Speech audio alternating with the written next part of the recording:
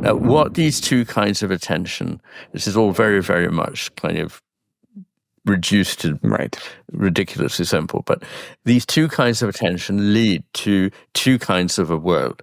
The piecemeal attention of the left hemisphere brings about an understanding of the world is made up of bits that are already known and desired by us, familiar, and can be put together by us in certain ways, but are decontextualized, abstracted from their context, general in nature, explicit, and effectively inanimate.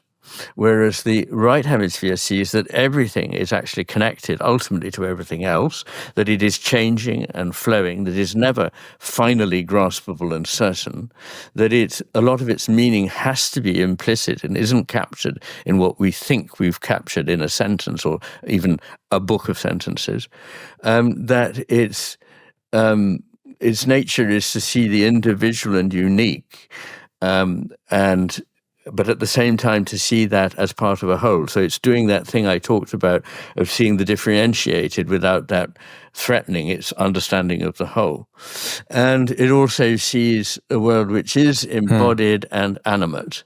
So if you think about those two, one of them is like the left hemisphere's world, is like a map.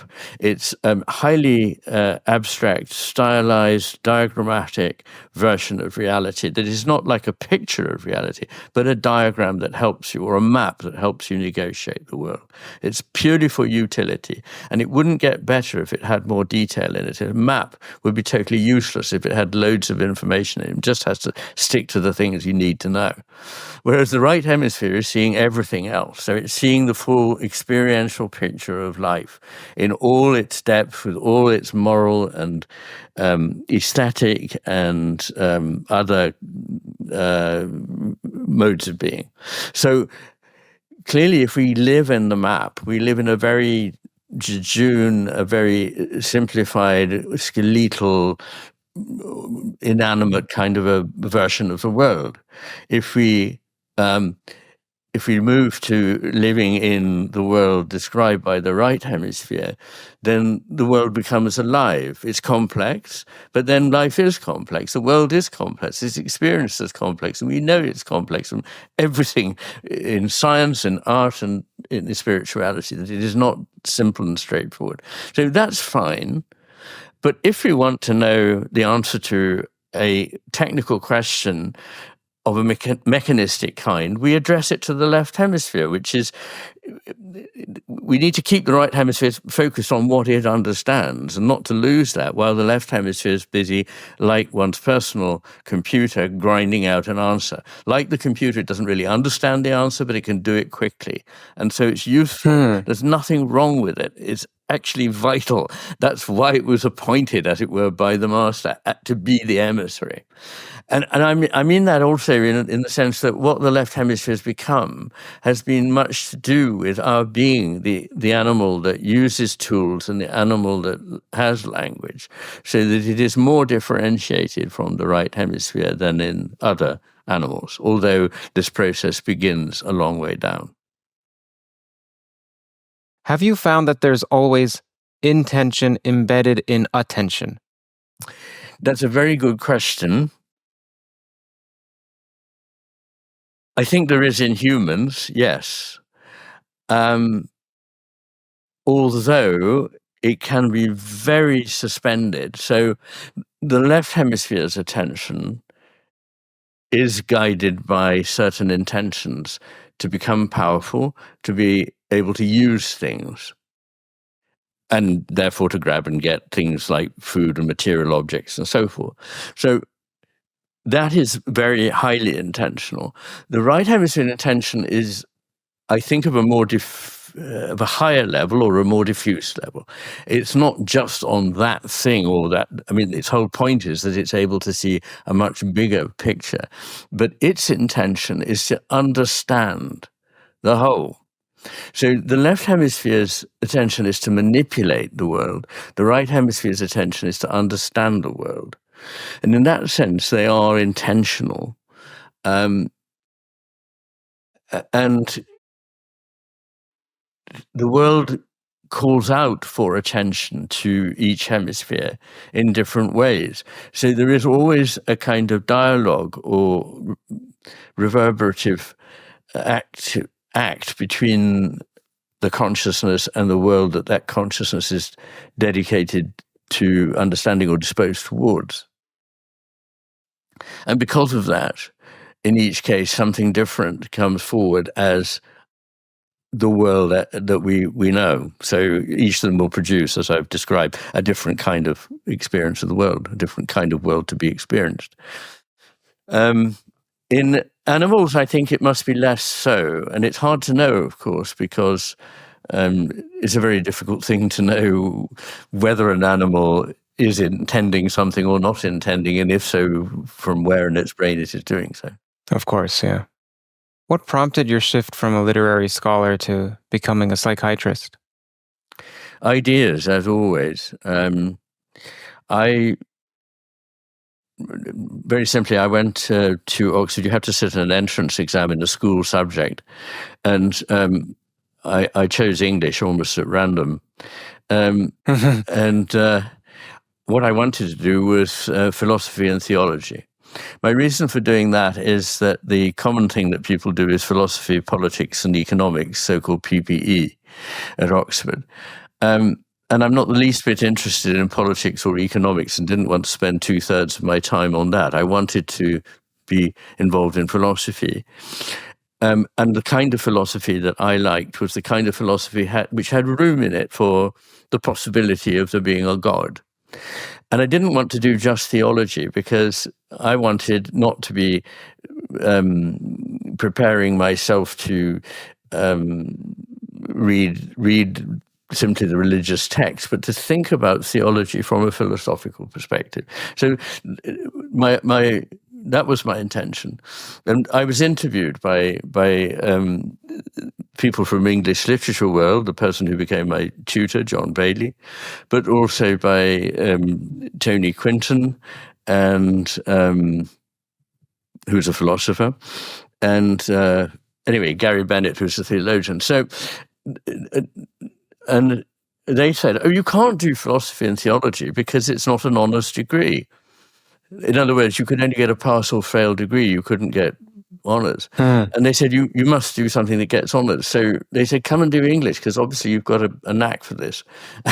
So I did. And then I got this fellowship at All Souls, which gave me 7 years to do anything I wanted. And during that time, I went back to philosophy. I went to a lot of philosophy seminars.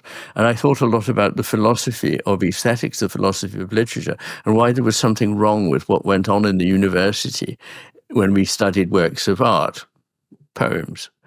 But not limited to poems. But you started with poems. But the same sort of, your critique of the criticisms applies to not just poems. It applies not just to poems, it applies to a whole way of being in the world, as I discovered later. But what I saw there, and it would apply to music, it would apply to visual art and so on, is that what we did was take something that was unique and make it general in nature by paraphrasing it.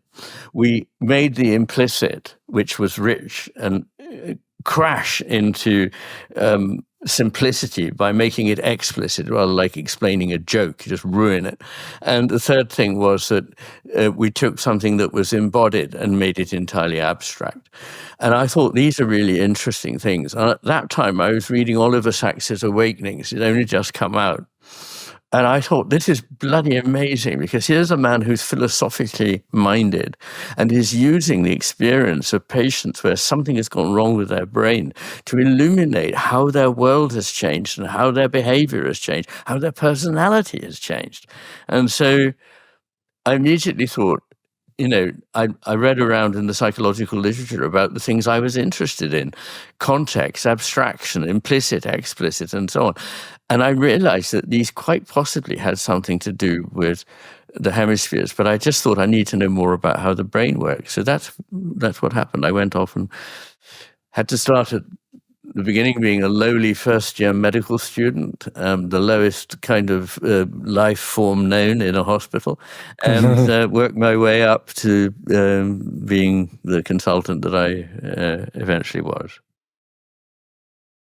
Now, Have you found in your practice that there's a broad stroke that you can apply to your patients such that you can say primarily it's a pathology of the right brain or of the left brain, something akin to this, and feel free to cite specific diagnoses like schizophrenia or Yes. depression or cynicism or what have you? Yes. Well, as you know, I've written a lot about this in both books, particularly perhaps in The Matter with Things. Schizophrenia is a fascinating condition, and it can't simply be summed up as overdrive in the left hemisphere to compensate for hypofunction in the right hemisphere, but that's to take a very complex phenomenon and make it sound simple. But that is one of the very important aspects, probably the single most important aspect to understand if you try to understand schizophrenia. It's as though somebody's left hemisphere was ramped up to the maximum and was trying to do all the understanding of the world that normally the right hemisphere would be supplying and is not supplying for them. So they take things that should be understood as metaphorical or whatever literally. They try to solve things by taking them apart to see if they can understand what they are. They have strange beliefs which are entirely rational. If you have lost any kind of sense of the context of the world as experienced. So, for example, they're sitting in a room and they hear a voice speak to them. Now, and you or I would look around and think, that's very odd. It must be my imagination. It must be my mind that's doing this. But they think, but it's very clear, this voice, it must be somebody, and I can't see them. So they must be speaking through something that gets into this room. What are they speaking through? Oh, that plug, that socket on the wall over there. That's the only way they could be getting in. So it must be people who've taken over the electronics. Who would that be? My neighbors. It must be my neighbors. So they build up an idea that the neighbors are speaking to them through appliances and so forth in a very sort of technical and entirely rationalistic way, but is totally unreasonable. I mean, there's all the difference in the world between being rationalistic in a mechanical sense and being reasonable. In fact, they're almost opposites. Being reasonable means not doing that, but allowing one's rational mind to operate with all the things that one knows from experience and from intuition. So it's what a wise judge would have. Not that he's lost the ability to follow an argument, but he's able to take in more than just dogma, if you like. Yeah. Yes. Yeah, that confusing of the internal with the external, that reminds me of some people, there's a phrase nowadays, maybe you're familiar with it, when they have some insight or creative spur that seemed to come out of nowhere, which before we used to characterize as a eureka moment or just something occurred while you slept and your brain reorganized itself, what have you. Rather than them saying, oh, I solved this problem, they say, I've downloaded. It's been a download. Absolutely.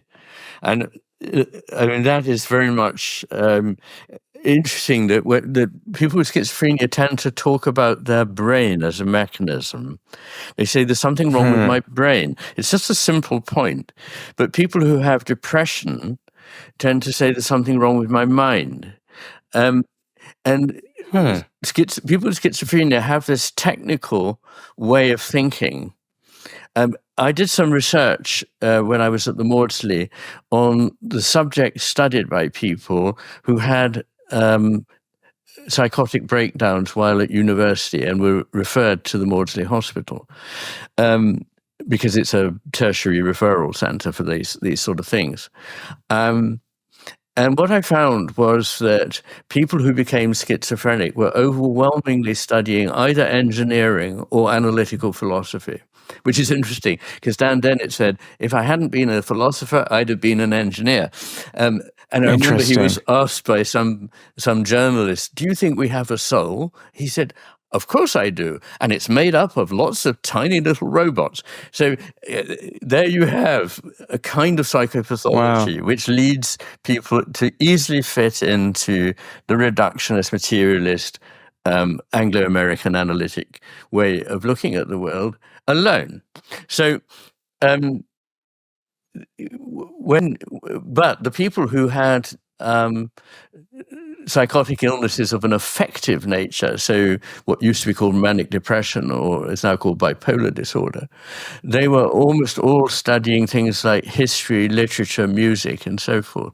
So, and those are things that one would imagine the right hemisphere would be much better at understanding, and the engineering and the philosophy things that the left hemisphere would be much better at understanding. Hi, everyone. Hope you're enjoying today's episode. If you're hungry for deeper dives into physics, AI, consciousness, philosophy, along with my personal reflections, you'll find it all on my Substack. Subscribers get first access to new episodes, new posts as well, behind-the-scenes insights, and the chance to be a part of a thriving community of like-minded pilgrimers. By joining, you'll directly be supporting my work and helping keep these conversations at the cutting edge. So click the link on screen here, hit subscribe, and let's keep pushing the boundaries of knowledge together. Thank you and enjoy the show. Just so you know, if you're listening, it's CurtJaimungal.org, CurtJaimungal.org.